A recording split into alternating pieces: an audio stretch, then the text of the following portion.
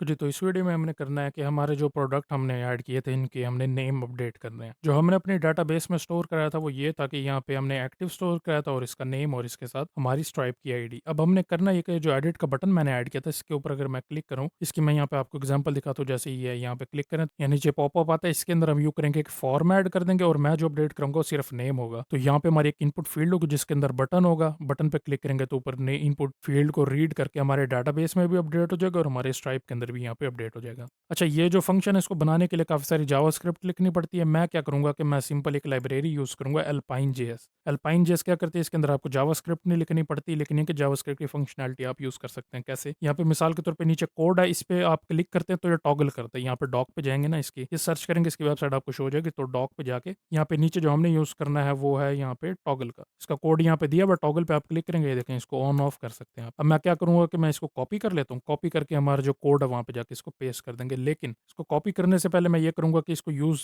करने के लिए इसका सीडीएन का लिंक कॉपी कर लूँगा, कॉपी करके अपने प्रोजेक्ट में यहाँ पे रिसोर्सेज में, व्यूज़ में जाके लेआउट्स, लेआउट के अंदर ऐप्स के अंदर यहाँ पे जाके इसको पेस्ट कर देंगे, क्योंकि हम ये सेम लेआउट यूज़ करें सारों के लिए, तो लिहाजा यहाँ पे ऐड हो जाएगा। यहाँ पे आपने लिखना है https:// ताकि इसको सही तरह यूज़ कर सकें और आपको कोई एरर ना आए। इसको क्लोज कर देंगे। अब मैं करता हूँ कि यहाँ से इसको जाके कॉपी कर लेता हूँ, डॉक्स में जाएंगे, डॉक्स में स्क्रॉल डाउन करके नीचे आके यहाँ पे ये दिया हुआ, इसको कॉपी कर लेंगे, कॉपी करके यहाँ पे आके इसको मैं पेस्ट कर देता हूँ। हमारे प्रोडक्ट के पेज पे हमने आना है और यहाँ पे जो हमारा टेबल है इसका एडिट यहाँ पे लिखा है, इसको रिमूव करके यहाँ पे पेस्ट कर देना है। इसको एक दफ़ा चेक कर लेते हैं। ये टॉगल जो लिखा है इसको मैं कर लेता हूँ यहाँ पे एडिट, सेव कर देंगे। सेव करके यहाँ पे अपने वेबसाइट पे जाएंगे, देखेंगे, यहाँ पे क्लिक करेंगे, ये देखें ये ओपन हो जाता है। ठीक है, दोबारा क्लिक करेंगे और ये क्लोज हो जाएगा। लेकिन यहाँ पे मसला ये है कि ये इसके बिल्कुल नीचे लिखा आ रहा है। क्यों? क्योंकि यहाँ पे कोई पोजीशन एब्सोल्यूट वगैरह नहीं दी हुई। तो मैं एक ये करूंगा कि जो हमारे डिवीजन है यहाँ पे, इसको मैं पोजीशन एब्सोल्यूट दे दूंगा, लेकिन मैं इसको यहाँ पे असाइन करने की वजह नीचे फॉर्म पहले हम क्रिएट कर लेते हैं जो हमने यूज करना है। तो फॉर्म पोस्ट की रिक्वेस्ट होगी, पोस्ट की रिक्वेस्ट होगी, हम इसको यूज करेंगे पुट यानी कि अपडेट करने के लिए। तो यहाँ पे आपने लिखना है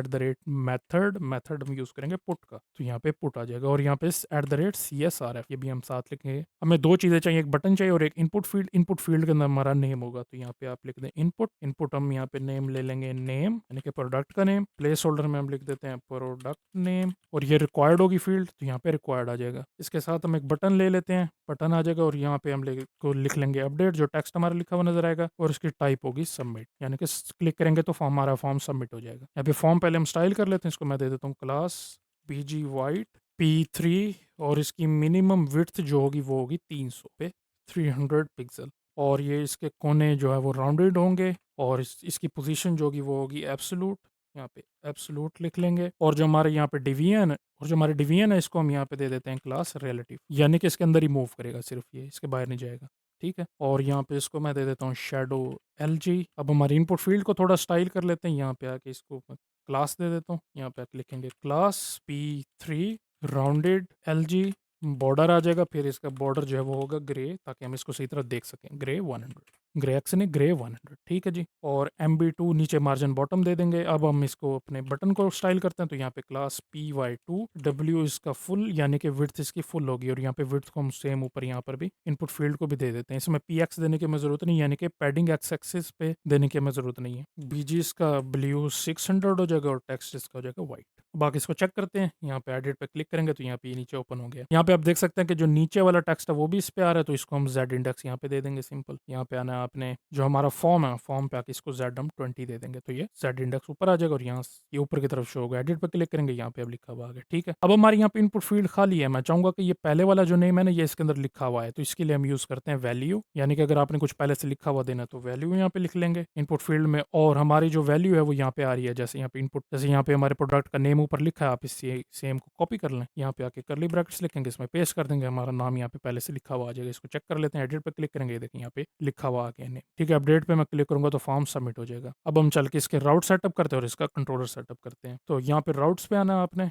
राउट्स पे आके web.php जो हमने क्रिएट वाला यहाँ पे क्रिएट किया था इसको मैं कॉपी कर लेता हूँ, और यहाँ पे जहाँ पर भी क्रिएट लिखा है, क्योंकि हम अपडेट करने वाले हैं, इसको मैं रिप्लेस कर देता हूँ अपडेट के साथ। तो प्रोडक्ट डॉट अपडेट, यहाँ पे स्टोर की जगह अपडेट हो जाएगा और यहाँ क्रिएट प्रोडक्ट की जगह अपडेट प्रोडक्ट, और यहाँ हमारा जो मेथड है वो पोस्ट की जगह हमने पुट कर दिया था। कैसे? यहाँ पे अगर हम फॉर्म में है तो यहाँ पे हमने पुट यूज किया, बेशक हमने ऊपर यहाँ पे पोस्ट लिखा हुआ है। अब ये जो हमारा नेम है प्रोडक्ट डॉट अपडेट, इसको मैं कॉपी कर लेता हूँ, कॉपी करके यहाँ पे आके इसके अंदर यहाँ पे लिखेंगे राउट, राउट लिख के इसमें यहाँ पेस्ट कर दूंगा। अब एक मसला हमें आता है वो ये है कि हमारे यहाँ पे प्रोडक्ट की जो यहाँ पे स्ट्राइप आईडी है, हमने अपडेट करना है तो हम ये स्ट्राइप आईडी को यूज़ करेंगे, और स्ट्राइप आईडी ज़ाहिर बात है हम यहाँ पे इसकी इनपुट फील्ड पास नहीं कर सकते, उसे हो सकता है कोई यहाँ पे राइट क्लिक करके इसको चेंज भी कर दे। तो लिहाजा हम ये करेंगे कि यहाँ पे हमारा जो फॉर्म होगा, फॉर्म के साथ सबमिट होगी, यानी कि रूट मॉडल बाइंडिंग जैसे करते हैं उस तरीके से हम एज ए यूआरआई के वैल्यू के तौर पे इसको पास करेंगे। तो कैसे करते हैं, यहाँ पे आपने वेब में आना, वेब में आके यहाँ पे अपडेट प्रोडक्ट लिख, इसके आगे स्लैश और करली ब्रैकेट, इसमें हम लिख देते हैं प्रोडक्ट अंडरस्कोर आईडी, यानी कि यहाँ पे प्रोडक्ट की आईडी पास होगी। सेव कर देते हैं और हम फॉर्म के साथ ही हमने पास कर प्रोडक्ट आईडी लिखा हुआ। अब आईडी हम कहाँ से लेंगे, जो हमारे क्योंकि फॉर्म में भी यहाँ पास हो रहे, टेबल में लिखी आ रही, तो यहाँ पे ये अवेलेबल आइटम के अंदर इसको कॉपी करेंगे, और ये फॉर्म भी हमारे लूप के अंदर है, फॉर लूप के अंदर, इसलिए हम इसको एक्सेस कर सकते हैं। तो यहाँ पे हमारा जो रूट है इसके साथ हम इसको पास कर देंगे, सेव कर देते हैं तो ये पास हो चुकी। ठीक हो गया। अब यहाँ पे एडिट पे क्लिक करेंगे,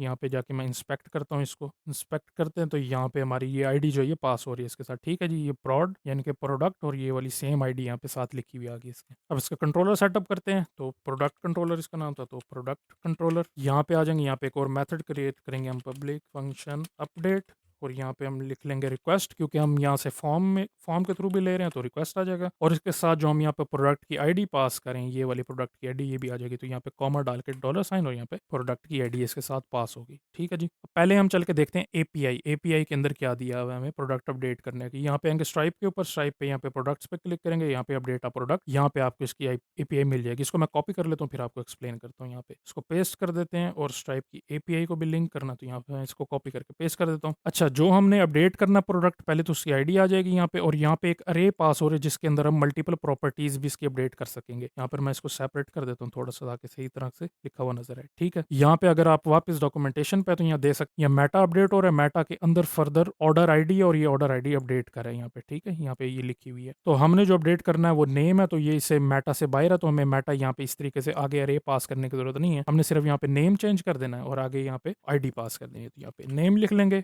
और रिक्वेस्ट के अंदर आईडी आ रही है, तो ये रिक्वेस्ट को कॉपी करेंगे, और यहाँ पे नेम आ रहा है, तो यहाँ पे नेम लिख लेंगे। नेम कौन सा, यहाँ से ये वाला, ये पास हो रहा है, तो यहाँ पे लिखा हुआ आ जाएगा। और हमारी जो आईडी है, क्योंकि वो हमारे फॉर्म के साथ पास हो रही है, यहाँ से इसको कॉपी कर लेंगे, प्रोडक्ट आईडी यहाँ पे इसके अंदर प्लेस कर, यानी कि अब हमारा जो प्रोडक्ट है वो अपडेट हो सकता है इस आईडी के ऊपर, क्योंकि साथ पास हो रही है। अब हमने अपने डाटाबेस में भी इसको अपडेट करना, तो यहाँ पे आपने आगे करना है प्रोडक्ट हमने फाइंड करना है, तो वेयर यूज करेंगे, क्योंकि हम आईडी यूज नहीं करें, हम प्रोडक्ट की स्ट्राइप आईडी यूज करें, और यहाँ पे आ जाएगा जो हमारा कॉलम का नेम होगा स्ट्राइप अंडरस्कोर आईडी। फिर इसके बाद हमने इसको मैच करना इक्वली, तो यहाँ पे प्रोडक्ट की आईडी पहले से पास हो रही है यहाँ पे, तो इसको पास कर देंगे। अब जो प्रोडक्ट हमने अपडेट करना है उसकी स्ट्राइप आईडी से वहाँ से फैच हो जाएगा, और सारी बातें यूनिक होगा। यहाँ पे आप मेथड चेंज कर देंगे अपडेट वाला, तो यहाँ पे, और यहाँ पे आप अरे पास कर सकते हैं अगर आपने मल्टीपल डाटा को अपडेट करना हो, तो यहाँ पे मैं भी अरे पास कर देता हूँ। अब यहाँ पे हमने लिखना है प्रोडक्ट का नेम, जो हमारा यहाँ पे कॉलम है, इसको आके एक दफा चेक कर लेते हैं, मुझे ये याद नहीं है, तो लोकल होस्ट PHP माई एडमिन, यहाँ पे हमने प्रोडक्ट का नेम अपडेट करना है, तो हमारे कॉलम का नेम भी नेम है, और इसके आगे हम इसको दे देंगे प्रोडक्ट नेम।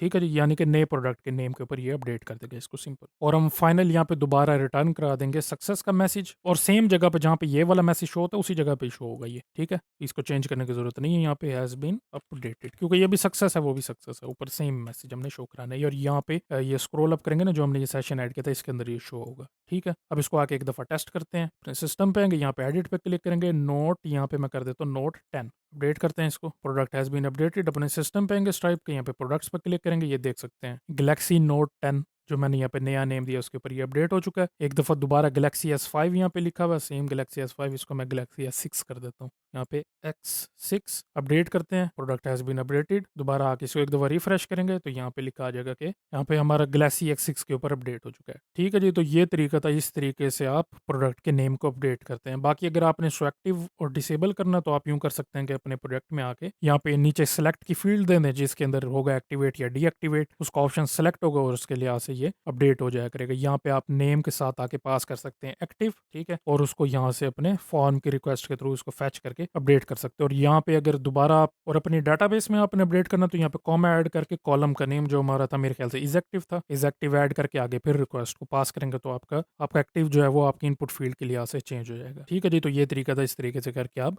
स्ट्राइप में प्रोडक्ट्स को अपडेट करते हैं।